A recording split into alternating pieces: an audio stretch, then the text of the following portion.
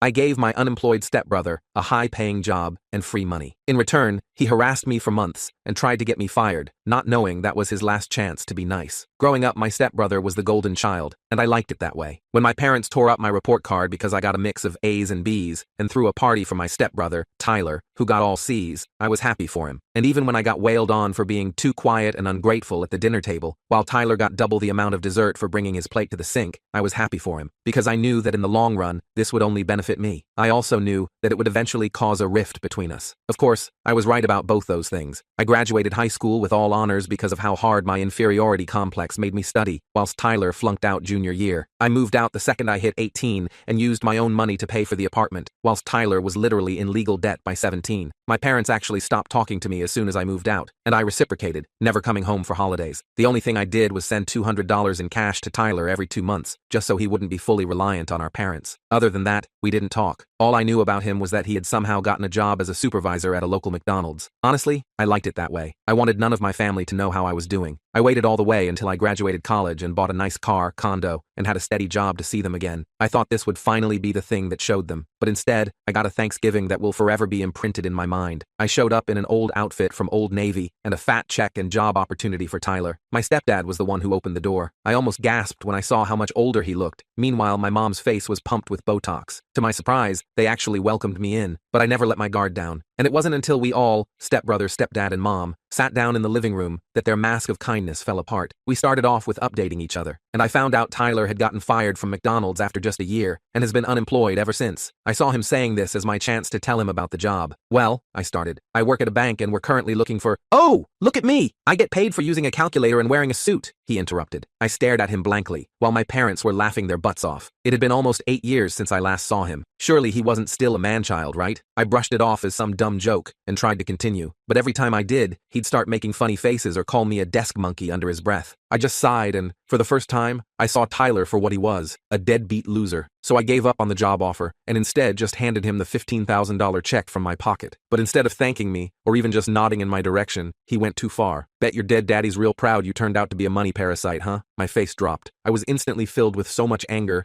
that my neck and face started burning up. I stood up to walk towards him, with my fists clenched by my side. And in response, he stood up too, except instead of facing me, it was to run away and lock himself in the bathroom. My parents practically glued themselves to the couch, not wanting to be involved. I simply walked over to Tyler and slowly began to unlock the door from the outside, taunting him. "Hey Tyler, did you know I was going to offer you a job that had a starting pay of $60,000 today?" Silence. "But hey, if you'd rather beat your hot dog all day while watching girls who will never want you, all from the childhood bedroom that you never moved out of, then more power to you." Silence. I didn't even bother opening the door after that. I just left. A small part of me was angry that I let him keep the check, but I was mostly still happy that I was able to help him out. But turns out Tyler didn't exactly want the check. He didn't want the job either. Instead, he wanted to ruin my life. I didn't realize it yet, but my comments had stung Tyler. So much so, he decided to use them to ruin everything I had ever worked for. About a week later, I started getting weird calls at work. Someone would ask for me by name, then hang up when I answered. Then my email inbox got flooded with subscription confirmations. Somehow someone had signed me up for every porn site newsletter possible. My work email, not my personal one. I changed my passwords and moved on,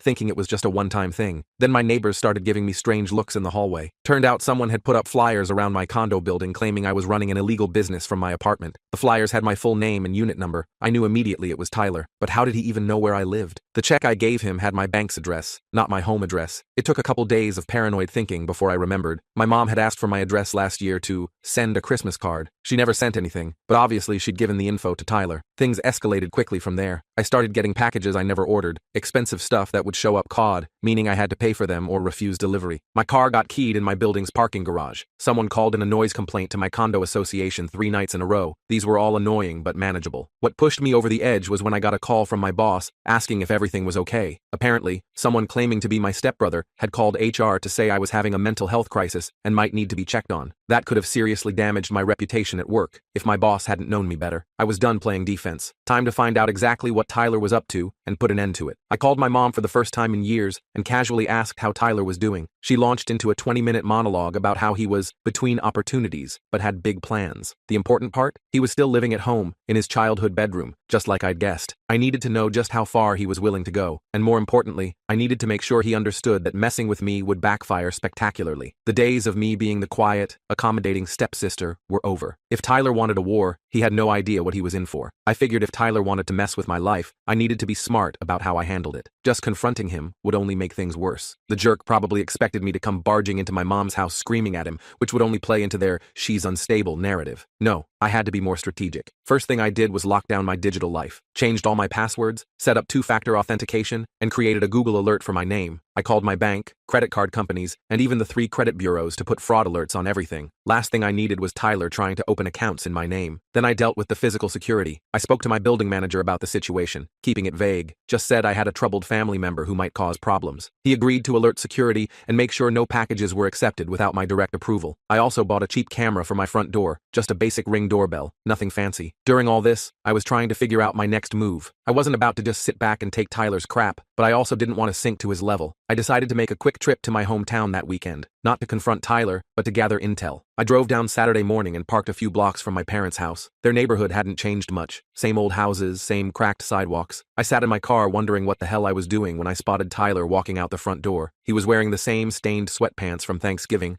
but had added a grimy hoodie, real fashion icon. I slumped down in my seat as he walked past, not even glancing my way. He headed toward the convenience store at the corner. I decided to follow him, not too close, just enough to see what he was up to. He bought cigarettes and a case of cheap beer, then headed back toward the house. But he didn't go inside. Instead, he walked around to the side yard where there was this old shed. My parents never used that shed for anything except storing the lawnmower. But Tyler unlocked it and went inside, staying for about 20 minutes before coming out again and heading back to the house. Interesting. I waited until both my mom's and Tom's cars were gone the next day before I made my move. Sunday morning, they always went to the diner for breakfast, a tradition since I was a kid. I figured Tyler would either be asleep or glued to his video games. The shed was what I wanted to check out. The lock was cheap and easy to pick. Thank you, YouTube tutorials. Inside was, well, not what I expected. Tyler had set up a little office of sorts. There was a desk with an old laptop, a printer, and stacks of paper. On the wall were pictures of me, photos from my social media before I locked everything down, printouts of my work profile, even a map with my condo circled in red. It was like something out of a bad thriller movie. What really caught my attention was a notebook labeled Operation Payback. Real original Tyler. I flipped through it and found a detailed list of all the things he'd already done to mess with me, plus a bunch more he was planning. Some were childish, ordering pizzas to my place at 3 a.m. Others were more concerning. He had written down the names of several of my coworkers and notes about contacting them. I took photos of everything with my phone. This wasn't just annoying sibling rivalry. This was straight up harassment. I carefully put everything back exactly as I found it and slipped out, making sure to lock the shed behind me. On the drive home, I called my friend Barbara, who works in IT security. She's always been my go-to person for tech advice. I explained the situation without getting too deep into the family drama. This guy sounds like a total loser, was her assessment. But even losers can cause damage. You need to protect yourself. Barbara came over that evening and helped me set up better security on all my devices. She also had some ideas about how to track the source of any further digital harassment. We ordered takeout and spent the whole evening getting everything locked down. You know, Barbara said between bites of pad thai, you could just report him to the police for harassment. I shook my head. Not yet. I want to see what he does next. Playing with fire much? Barbara raised an eyebrow. Maybe I was, but something in me wanted to handle this myself. Plus, involving the police meant potentially having to deal with my parents, and I wasn't ready for that headache. The next couple of weeks were quiet, maybe too quiet. I checked my camera footage daily, but there was no sign of Tyler, no weird calls, no packages, nothing. I almost started to think he'd given up. Then I got a call from an unknown number while at work. Against my better judgment, I answered. Hello, is this Alexandra? A woman's voice asked. Yes, who's this? This is Karen from Credit Secure. We've detected some unusual activity on your accounts. It appears someone tried to open 3 credit cards in your name yesterday. My stomach dropped. I spent my lunch break dealing with the attempted identity theft. Thankfully, the fraud alerts I'd set up had prevented any actual damage, but it was clear Tyler was escalating. This wasn't just annoying anymore, it was potentially criminal. That evening, my phone buzzed with a text from a number I didn't recognize. Having credit problems? Maybe you should be more careful who you piss off. I didn't respond, just saved the number as evidence. But now I was genuinely angry. This had gone too far. The next day at work, I couldn't focus. My mind kept drifting to Tyler and his stupid revenge schemes. During my afternoon break, I decided to check my personal email, and there it was. An email from my mom with the subject line, "We need to talk about Tyler." I opened it with sweaty fingers. It was brief. Alexandra, I don't know what's going on between you and your stepbrother, but he's been acting strange since your visit. Could you please call me? Mom. At least she used stepbrother this time. Some things do change. I didn't call her, but I did formulate a plan. If Tyler wanted to play dirty, I could play dirty too, but smarter. First step, I called the McDonald's where he used to work and asked to speak to the manager. I introduced myself as a potential employer doing a reference check on Tyler. The manager, a guy named Richard, laughed. Reference? For Tyler? Lady,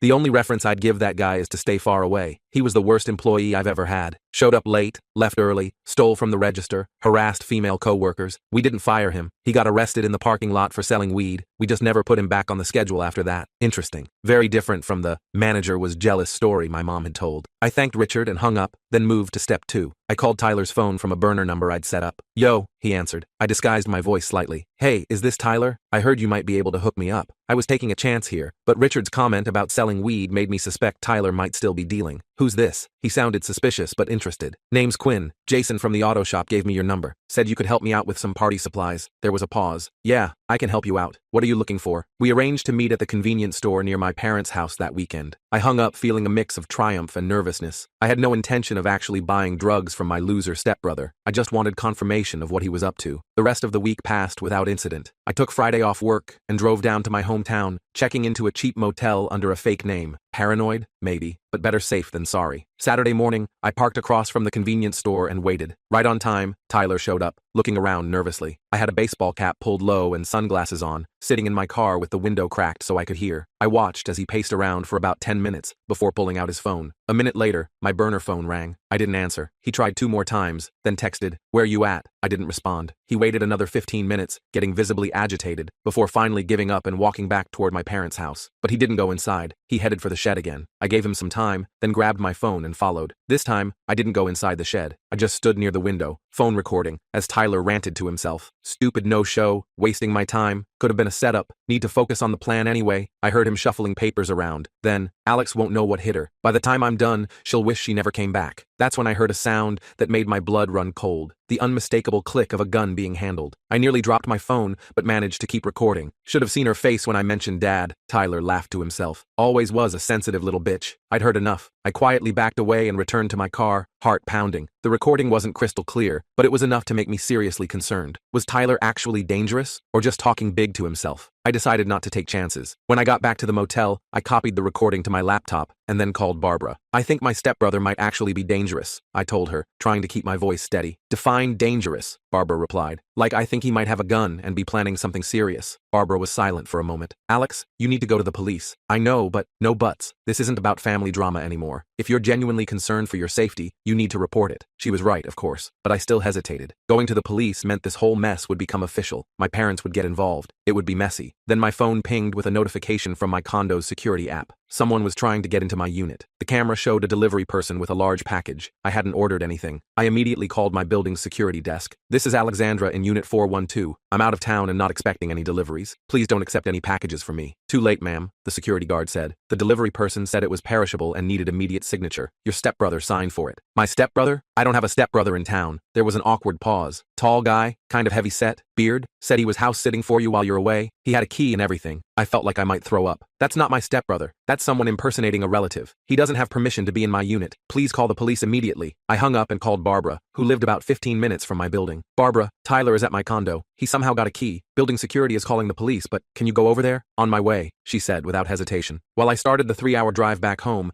Barbara kept me updated via text. The police had arrived, but Tyler was already gone. The perishable delivery turned out to be a box of rotting fish that he'd left on my kitchen counter. Classic Tyler. Childish and disgusting. The police took a report, but said there wasn't much they could do since nothing was stolen, and the damage was minimal. They advised me to change my locks and file for a restraining order. By the time I got home, Barbara had already called a locksmith who was just finishing up. My apartment reeked of fish, despite Barbara's efforts to clean up. I was exhausted, angry, and scared, but mostly, I was done with being Tyler's punching bag. I need to end this, I told Barbara, as we sat on my balcony to escape the smell. Not just stop him, but make sure he can never pull this kind of crap again. What are you thinking? Barbara looked concerned. Something legal, I assured her, but effective. The next day was Sunday. I knew my parents would be at their usual diner breakfast, and Tyler would likely be sleeping in. Perfect timing for me to make some calls. First, I called a friend who worked at the DMV. I wasn't looking for anything illegal, just confirmation of some suspicions. Sure enough, Tyler's driver's license had been suspended 6 months ago for unpaid tickets and driving without insurance. Yet I'd seen him driving my mom's car just yesterday. Next, I called a college buddy who'd become a paralegal. She helped me understand exactly what constituted harassment and identity theft in our state, and what evidence I'd need for a restraining order. I had plenty. Then I called my boss. I explained the situation briefly and asked for Monday off to handle some family issues. He was understanding. Finally, I called my mom. She answered on the third ring, sounding surprised to hear from me. Alexandra, is everything okay? Not really, Mom. We need to talk about Tyler. In person. Can I come over tomorrow morning? There was a long pause. I suppose that would be fine. Tom will be at work, but good. I'd rather talk to you alone first anyway. I'll be there at 10. I spent the rest of Sunday preparing. I organized all my evidence. The photos of Tyler's Operation Payback shed, the recordings, the credit fraud attempts, everything. I backed it all up to the cloud and made physical copies. If Tyler had taught me anything, it was to be thorough. Monday morning, I dressed carefully in a simple blouse and slacks, professional but not intimidating. I didn't want my mom to feel like I was coming in to attack her, even though part of me blamed her for enabling Tyler all these years. When I arrived, my mom looked nervous. She'd clearly made an effort. Her hair was done, and she was wearing a nicer outfit than her usual loungewear. The house was spotless too. It reminded me of how she used to frantically clean before my stepdad got home from work. Is Tyler here? I asked as I stepped inside. She shook her head. He went out early, said he had some business to take care of. Great. That could mean anything from selling drugs to vandalizing my car again. I'd parked a block away just in case. We sat in the living room, awkwardly perched on opposite ends of the couch. My mom kept fiddling with her wedding ring, a nervous habit she'd had for as long as I could remember. Mom, I need to show you something, I said, pulling out my folder of evidence. Tyler has been harassing me since Thanksgiving. It started with pranks, but has escalated to identity theft and breaking into my home. My mom's face went through a series of expressions: confusion, disbelief, defensiveness, and finally, a kind of resigned acknowledgement. He's been troubled, she said weakly. Ever since you came back, he feels like you're showing off, making him look bad. Mom, I gave him $15,000 and offered him a job. How is that making him look bad? She didn't have an answer for that. I showed her everything. The photos of Tyler's shed, screenshots of the credit card fraud attempts, the building security footage of him entering my condo. With each piece of evidence, she seemed to shrink a little more into the couch. I don't know what you expect me to do, she finally said in a small voice. I expect you to stop enabling him. He's not a child anymore, Mom. He's an adult making choices to hurt people, to hurt me, and I've had enough. I pulled out the last document, a restraining order application I'd filled out that morning. I'm filing this today. Tyler will be legally barred from contacting me or coming near my home or workplace. If he violates it, he'll be arrested. My mom started to cry. Not dramatic sobs, just quiet tears sliding down her face. He's my son, and I'm your daughter, I replied, surprised by how steady my voice was. But you've never protected me from him, so now I'm protecting myself. The front door slammed, making us both jump. Tyler stormed into the living room, face red with anger. What the hell are you doing here? He demanded, glaring at me. I stood up, keeping the coffee table between us. I'm talking to Mom about your little hobby of harassing me. Tyler looked at the papers spread across the table, then at our mom's tear-streaked face. Something seemed to snap in him. You think you can just come in here and turn her against me? After abandoning the family for years? You don't even know what we've been through. Tyler, calm down, my mom said, but her voice was so weak it was barely audible. No, I'm sick of her thinking she's better than everyone, coming back with her fancy job and her condo, looking down on us. I kept my voice level. I never looked down on you, Tyler. I tried to help you. Help me? He laughed bitterly. You left me here with them. He gestured toward our mom. Do you know what it's been like being the only one they could focus on? The only one they could criticize and control? You escaped, and I got double the pressure. That wasn't what I expected him to say. For a moment, I almost felt sorry for him. Almost. That doesn't justify what you've done, I said firmly. The harassment, the identity theft, breaking into my home. Tyler's face changed, a smirk replacing the anger. Prove it was me. I pointed to the evidence on the table. Already did. The smirk faltered. He looked down at the papers, then back at me. So what? You gonna call the cops on me now? If I have to. He took a step toward me, and I instinctively backed up. That's when I noticed the bulge in his jacket pocket. Was that the gun I'd heard him handling? My mom saw it too. Tyler, what's in your pocket? He ignored her, keeping his eyes on me. You always think you're so smart, don't you? Little Miss Perfect, with her perfect life. My life isn't perfect, Tyler. I just worked for what I have instead of trying to tear down others. Worked for it? He shouted, making both me and my mom flinch. You had every advantage. Dad always liked you better. Teachers always helped you more. Even when you left, you had it easier because no one expected anything from you. I was confused. Tom never liked me better. He barely tolerated me. I had always assumed Tom disliked me. He was cold, critical, and seemed annoyed by my very presence throughout my childhood. It never occurred to me that his attitude toward me might have changed after I left. Not Tom, Tyler spat. My dad, your stepdad. You weren't the one who had to live up to impossible standards. You weren't the one who got compared to his brilliant stepdaughter every single day after you left. Well, that was a plot twist I hadn't seen coming. I glanced at my mom, who was looking anywhere but at us. Is that true? I asked her. She sighed deeply. Tom changed after you left. He was proud of how independent you were, Started wondering why Tyler couldn't be more like that. I almost laughed at the irony. All those years I thought Tyler was the golden child, and apparently he'd been living in my shadow after I left, but that still didn't excuse his behavior. Tyler, I said carefully, noticing his hand drifting toward his pocket again. Whatever happened in the past, it doesn't justify what you're doing now. This needs to stop. Or what? He challenged. Or I'll file this restraining order today, and I'll press charges for identity theft and breaking and entering. That's serious jail time, Tyler. He pulled his hand out of his pocket, but instead of a gun, he was holding my mom's car keys. Good luck proving anything. I'm out of here. Tyler, wait, my mom called, but he was already heading for the door. I remembered what my DMV friend had told me. If you drive with a suspended license, that's another charge to add to the list. He froze, hand on the doorknob. What are you talking about? Your license was suspended 6 months ago. I checked. Tyler turned slowly, his face a mix of rage and disbelief. You checked on my license? What gives you the right? The same right you had to check my credit history, I guess, I replied calmly. Difference is, I didn't try to ruin your financial future. He looked at the keys in his hand, then at me, then at our mom. For a second, I thought he might throw the keys at me. Instead, he slammed them down on the entryway table and stormed out the front door on foot. My mom and I sat in silence for a long moment after he left. He needs help, I finally said. Professional help that you and Tom can't provide. She nodded slowly. I know, we've known for a while, but every time we suggest it, he threatens to leave, and I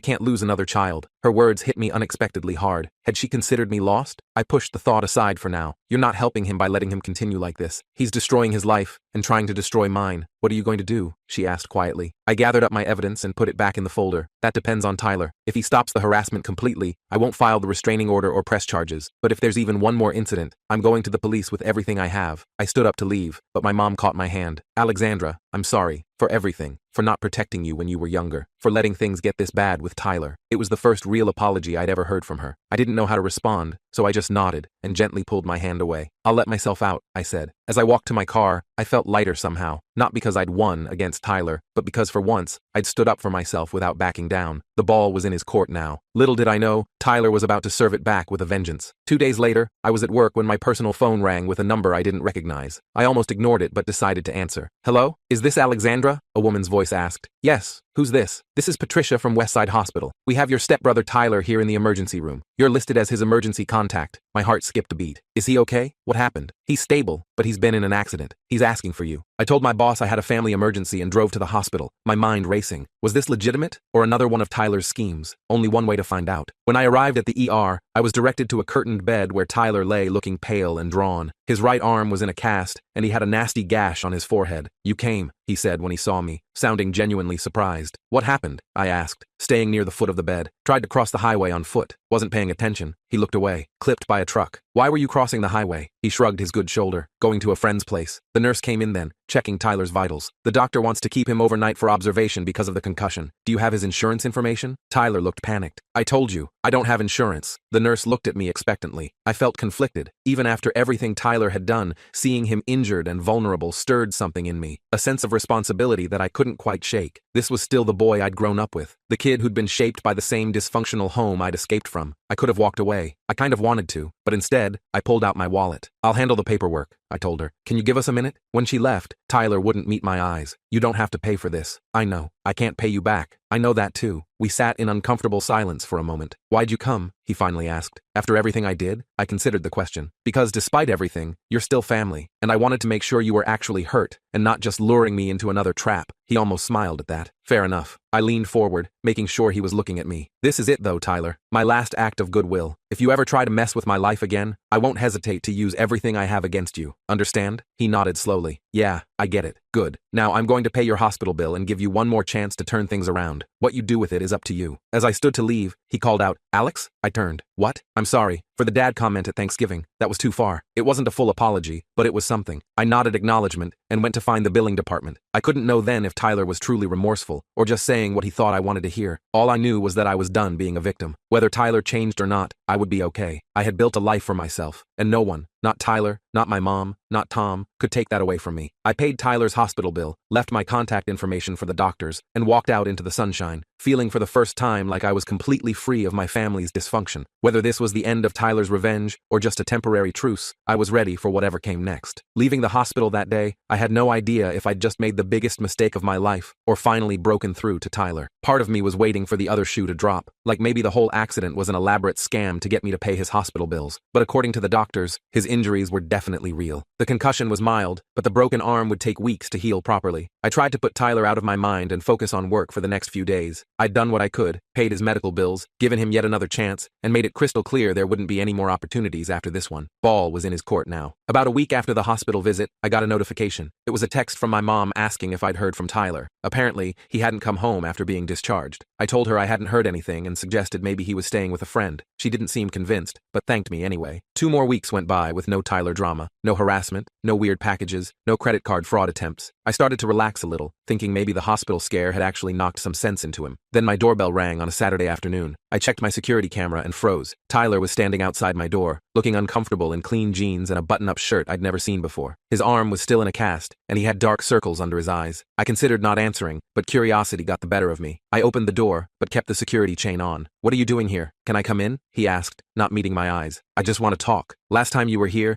you left rotting fish on my counter." He winced. "Yeah, I know. I'm sorry about that. And everything else." I studied him for a moment. He looked terrible, thinner, tired, and weirdly nervous. Not the cocky jerk who'd been tormenting me for months. 5 minutes, I said, closing the door to undo the chain. "And I'm recording this conversation on my phone," I added as I let him in. Tyler nodded and followed me to the living room but didn't sit down. He just stood there awkwardly, fidgeting with the edge of his cast. "So?" I prompted after an uncomfortable silence. I wanted to tell you I won't be bothering you anymore. I got a job. Well, 2 jobs actually. Morning shift at a warehouse and evening shifts at a gas station. That was unexpected." "Okay, good for you. And I'm paying back Mom for all the money she's loaned me over the years, starting with the car insurance I let lapse." I raised an eyebrow. "What brought this on?" He shrugged. "The accident, I guess." And he hesitated. "I had to sleep in my car for a few nights after the hospital. Had some time to think." "Wait, you've been living in your car? Why?" "Tom changed the locks." Tyler's voice was flat. "Said I couldn't come back until I got my act together and stopped harassing his stepdaughter." I was genuinely shocked. Tom had actually stood up for me? After all these years? "Anyway," Tyler continued, "I just wanted to say I'm sorry. For real this time. The stuff I did was messed up. You didn't deserve it." I didn't know what to say. Part of me was suspicious this was just another manipulation tactic, but he seemed sincere. "Where are you staying now?" I asked. "Got a room in a house with some other guys. It's not great, but it's a place to sleep that isn't a Honda Civic." Despite everything, I felt a twinge of sympathy. "Do you need money?" He shook his head quickly. That's not why I came. He reached into his pocket with his good hand and pulled out an envelope. "I wanted to give you this." I took it cautiously and looked inside. It was cash, not a lot, maybe a few $100s. "What's this for?" "It's the start of paying you back, for the hospital bill and the check you gave me at Thanksgiving." I blew through that money like an idiot. I stared at him, trying to figure out if this was for real. "Tyler, I know you don't need it, but I need to pay it back." He looked at me directly for the first time. "I'm trying to fix things, not just with you, but with everything." I set the envelope on the coffee table. "Keep it. Use it to get on your feet. But if you really want to pay me back, just stay on whatever path you're on right now. That would mean more than the money." Tyler looked like he might argue, but then just nodded. "Okay." As he turned to leave, I found myself asking, "Do you want to grab coffee sometime? Not today, but maybe next week?" The surprise on his face was almost comical.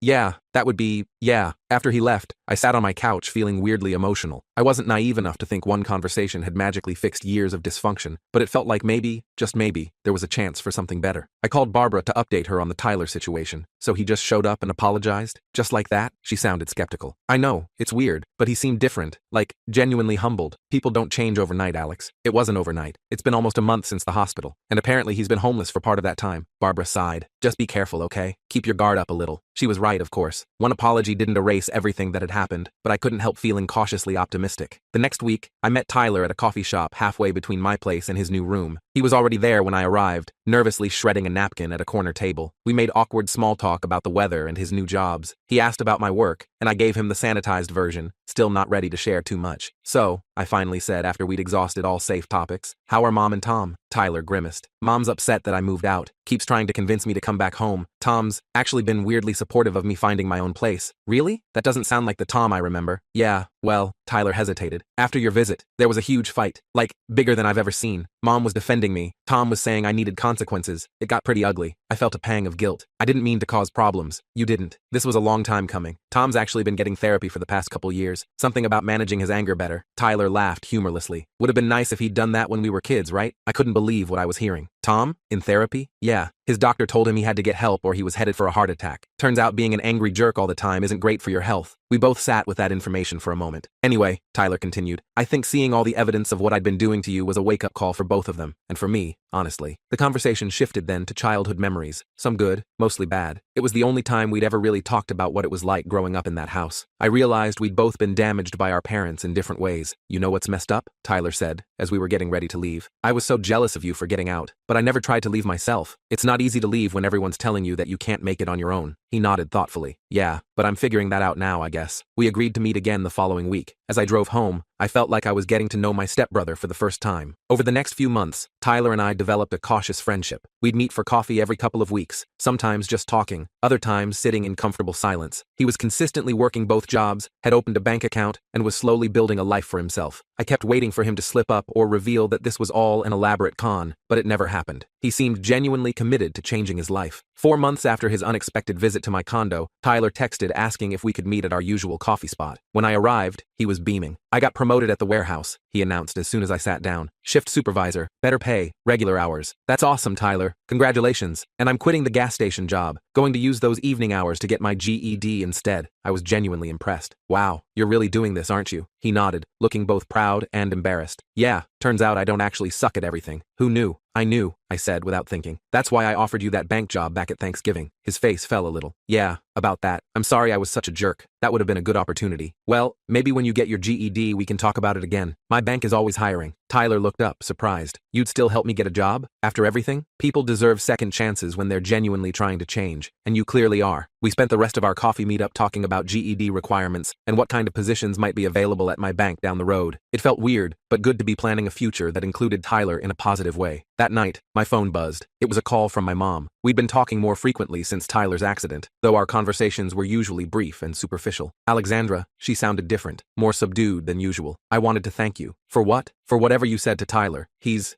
doing so well now. Tom and I are really proud of him. I felt a strange mix of emotions. I didn't do anything, Mom. Tyler made these changes himself, but you gave him a chance when you had every reason not to. And I know I didn't always do right by you when you were growing up. I gripped the phone tighter, unprepared for this conversation. Mom, you don't have to. Yes, I do. I've been talking to someone too, a therapist. She laughed nervously. Seems like everyone in this family is in therapy now except you. Who says I'm not? I replied, though I wasn't. Fair enough. Anyway, I just wanted to say I'm sorry for a lot of things, and I'm grateful that you're giving me, another chance too. I didn't know what to say, so I just said, thanks, Mom. After we hung up, I sat on my balcony looking at the stars, thinking about how much had changed in less than a year. From the disaster of Thanksgiving to whatever this new family dynamic was evolving into. 6 months later, Tyler passed his GED with flying colors. I took him out to dinner to celebrate, and he shocked me by bringing my mom and Tom along. Even more shocking was how pleasant the evening turned out to be. Tom was quieter, less domineering than I remembered. My mom seemed more present, actually listening when people spoke instead of just waiting for her turn to talk. At the end of the night, Tyler pulled me aside. I have something for you, he said, handing me an envelope. Inside was a check for $15,000, the exact amount I'd given him at Thanksgiving. Tyler, you don't have to do this. Yes, I do. I've been saving up. The promotion helped, and I've been living super cheap. He grinned. Plus, I got that entry-level position at your bank's downtown branch. Thanks for putting in a good word. You earned that job on your own merits, I told him honestly. Your interview scores were excellent. Still, I wouldn't be here without your help. He gestured to the check. And that's just the beginning. I'm going to pay back every cent you spent on my hospital bills too. I tried to argue, but Tyler was adamant. This isn't just about money. It's about responsibility. It's about being the kind of person who honors his debts. Looking at his determined face, I realized he needed this more than I needed the money. So I accepted the check with a simple, thank you. Later that week, I was having lunch with Barbara when she asked how things were going with my family. Surprisingly good, I told her. It's like I've got this whole new family I never expected to have. And you're sure Tyler's changed for real? Not just putting on an act? I considered the question seriously. I think so. It's been almost a year with no red flags. He's working hard, saving money, even talking about community college classes next year. Barbara nodded. Well, people can change when they hit rock bottom. Sounds like that accident was his wake-up call. That, and getting locked out by Tom, I added. Sometimes the best thing for someone is having to face consequences. So what happens now? Barbara asked. I don't know. We just keep building, I guess. One coffee meetup at a time. That evening, I got a text from Tyler. Downtown branch manager wants me to train for the personal banking team. This is all because of you. I texted back. No, it's because of you. I'm just glad you're doing well. His response came quickly. Family dinner at Mom's this Sunday? I'll protect you from Tom's new health food kick. Apparently kale is his personality now. I laughed out loud, then typed, sure, I'll bring dessert. As I set my phone down, I realized something important. The twisted family dynamic that had defined my childhood was gone. We weren't perfect, not even close, but we were all trying in our own ways, and maybe that was enough. Tyler and I would never have the typical sibling relationship. We had too much history, too many scars for that, but we had something that worked for us, a cautious friendship built on mutual respect and genuine effort. And for the first time in my life, I felt like I had a brother, not just a stepbrother who made my life miserable. Sometimes the family you build isn't the one you were born into, or even the one you grew up with. Sometimes it's the one you forge through hard conversations, second chances, and the choice to see people for who they're trying to become, not just who they've been.